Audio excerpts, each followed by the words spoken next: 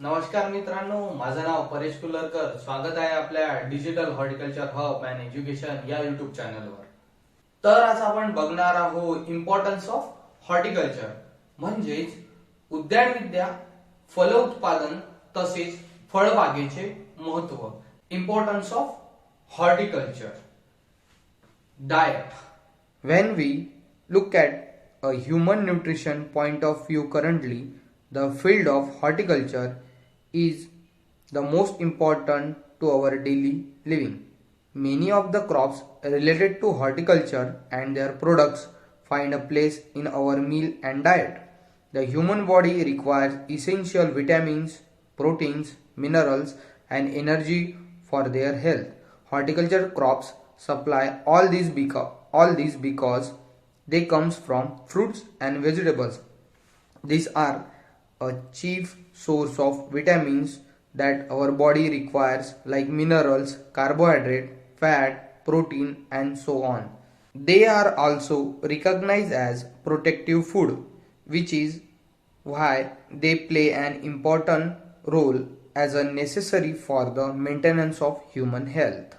तर diet. Human बॉडीला healthy राहण्यासाठी खूप सारे vitamin, mineral, carbohydrate, fat, proteins आणि अदर इसेन्शियल एलिमेंट्सची गरज असते. त्याची गरज आपण फ्रुट्स आणि व्हेजिटेबल्स खाऊन भागवू शकतो. फ्रुट्स आणि व्हेजिटेबल्स मध्ये भरपूर प्रमाणात विटॅमिन्स, मिनरल्स, कार्बोहायड्रेट, फॅट्स आणि अदर इसेन्शियल एलिमेंट्स असतात. ते आपल्या बॉडीला प्रोव्हाइड करतात. त्याच्यामुळे आपली बॉडी हेल्दी राहते. म्हणूनच आपण त्याला प्रोटेक्टिव्ह फूड असे म्हणतो. Next point is per unit area yield is high. Fruits and vegetables gives more yield and thus provide more income than agronomic crops. Agronomic crops like jawar gives 4,500 kgs per hectare. Paddy gives 5,500 kg per hectare and wheat 3,500 kg per hectare. Fruits and vegetable crops gives more yield than agronomic crops like banana 20,000 kg per hectare, grapes 20,000 kg per hectare, potato 18,000 kg per hectare and sweet potato 15,000 kg per hectare. तर agriculture क्रॉपच्या तुलनेमध्ये fruit crop आणि vegetable crop हे जास्त उत्पन्न आणि जास्त income सुद्धा देतात. For example agriculture crops like ज्वारी, बाजरी, गहू, तांदूळ, कापूस याच्या तुलनेमध्ये फ्रुट्स आणि व्हेजिटेबल क्रॉप्स लाईक आंबा, चिक्कू, बनाना, संत्रा, मोसंबी, potato, sweet potato, onion, tomato याचे उत्पादन जास्त होते आणि याच्यापासून इन्कम सुद्धा जास्त मिळते. Next point is more energy per unit area. In order to meet the annual calorific requirement of one individual, it would be essentially to grow 0.6 hectare of wheat or 0.4 hectare of banana or 0.2 hectare of mango. Thus, mango produce about 2.9 times more food energy than the wheat per unit area.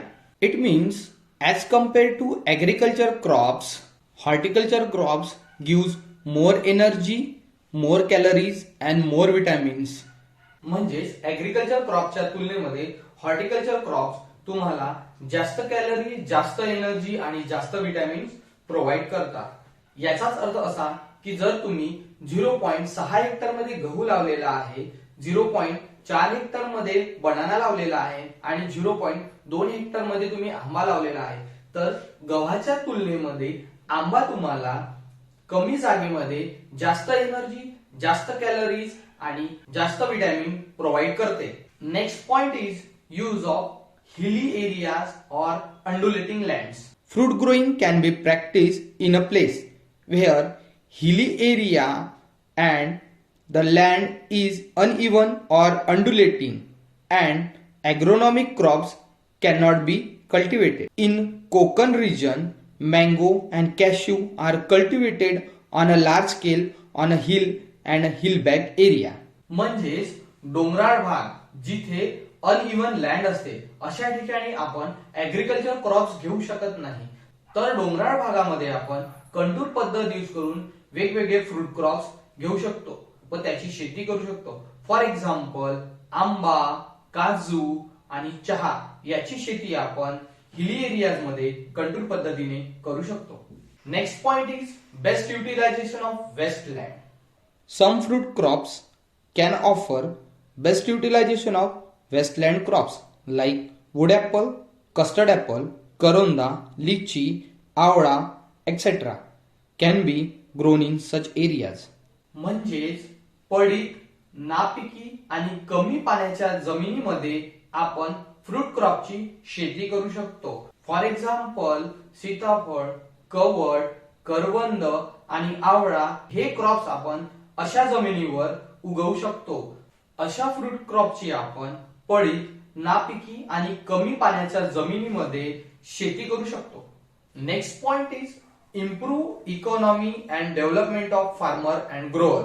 Growing of plantation and spices crop right from western Konkan to Kanyakumari in south provide crop diversification and creates sustainable agriculture. Adaptation of mixed cropping and multi-store cropping pattern in coconut and arecanut garden would help to improve the economy of farmer and also develop the grower. म्हणजे शेतकरी multi cropping करून स्वतःमध्ये development आणि स्वतःचे उत्पन्न वाढवू शकतो. For example coconut आणि अरेकनटची फार्मिंग करून शेतकरी स्वतःचं डेव्हलपमेंट करू शकतो व स्वतःचे उत्पन्न वाढवू शकतो. Next point is grower or labor engaged throughout the year. Agronomic crops are seasonal and therefore the cultivators have to engage themselves in other occupations during slack season. Fruit grower keep the growers engaged throughout the year. Vegetable crops can be grown in different seasons and there is therefore full utilization of land and water throughout the year and thus all family members are engaged all the year round. तर ॲग्रोनॉमिक crop हे seasonal असतात, त्याच्यामुळे slack season मध्ये आपण ॲग्रोनॉमिक crop लावू शकत नाही. याच्याच तुलनेत एकदा फ्रूट क्रॉप लावल्यानंतर शेतकरी पूर्ण वर्षभर एंगेज होतो. तर व्हेजिटेबल क्रॉप्स आपण वेगवेगळ्या सीझन मध्ये वेगवेगळ्या टाइम इंटरव्हलने लावू शकतो. त्याच्यामुळे आपल्या शेतीतील जागेचा तसेच पाण्याचा पूर्ण वर्षभर यूज होतो आणि ग्रोअर आणि लेबर यांना वर्षभर काम मिळते. Next point is economic value and importance. Increase production is possible as compared to the agronomic crops because fruit crops have longer life and their production increases with age provided proper care is taken. Similarly, vegetables can also be grown 3 to 4 times in a year, giving the products all the time they are grown. Thus, more crops can be grown from the same piece of land. याचाच अर्थ असा की agriculture क्रॉपच्या तुलनेमध्ये fruit crop आपल्याला एकाच वेळी लावावे लागतात व ते 25 ते 30 वर्ष उत्पन्न देते व ते उत्पन्न वर्षानुवर्ष वाढत असते. तसेच व्हेजिटेबल क्रॉप हा शेतकरी वर्षात 3 ते 4 वेळा लावू शकतो व स्वतःचे उत्पन्न वाढवू शकतो. Next point is provide raw material to the industries. In addition to main produce, the horticulture crop provide other raw material for running several ancillary industries. Thus, it provides considerable employment potential not only in the garden but also in industry. They also provide employment in a market of a main horticulture produce at a different stage such as carting, assembling, auction, packaging, transport, etc. म्हणजेच horticulture क्रॉपचा main product म्हणून नाही तर त्याचा raw material म्हणून आपण सुद्धा use करू शकतो. खूप साऱ्या इंडस्ट्रीमध्ये रॉ मटेरियल लागत असते तर हॉर्टिकल्चर क्रॉपचा या इंडस्ट्रीमध्ये ऍज अ रॉ मटेरियल म्हणून यूज करतात. फॉर एक्झाम्पल लाकडांच्या खुर्च्या बनवण्यासाठी, तसेच एखाद्या ठिकाणून दुसऱ्या ठिकाणी जर आपल्याला काही ट्रान्सपोर्टेशन करायचे असेल तर त्यावेळेस ऍज अ कार्टून म्हणून आपण लाकडाचे बॉक्स तयार करतो व त्याचा यूज ट्रान्सपोर्टेशन साठी करतो. Next point is medicinal uses. It can be important for medical purposes because the parts of plant like stem, leaf, flower and roots, also the fruit of horticulture plant can make a drug, chemical, insecticides and germicides. For example, rose water we use daily can cure the eye alignment. Similarly, there is a particular saffron that is an important ingredient in many medicines. Papain is also as a well used digestive enzyme, and citrus fruit like sweet lime can use as a liver alignment. म्हणजेच आपण fruits आणि व्हेजिटेबलचा औषधीयुक्त वनस्पती म्हणून उपयोग करतो. त्याचे roots, stem, flower आणि fruit याच्यापासून आपण औषधी, केमिकल्स, इन्सेक्टिसाइड आणि पेस्टिसाइड बनवतो. फॉर एक्झाम्पल जसे रोज पासून रोज वॉटर व त्याचा उपयोग आपण डोळ्याखालचे काळे डाग कमी करण्यासाठी व स्किन ग्लो करण्यासाठी करतो. तसेच पपई पासून पॅपेन एक्स्ट्रॅक्शन करतो व त्याचा उपयोग आपण डायजेशन करण्यासाठी करतो. तसे जांभळांच्या बियाची पावडर बनवून शुगर पेशंटसाठी शुगर कंट्रोल करण्यासाठी यूज करतो. Next point is aesthetic value and importance.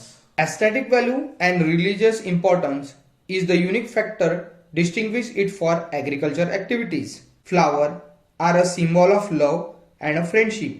They are a great demand for worship, religious and other ceremonies.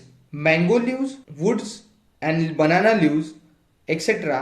are the used for religious functions. Similarly, the banana tree plantation in a courtyard or a tulsi plantation is said to bring a prosperity as per the Hindu religion.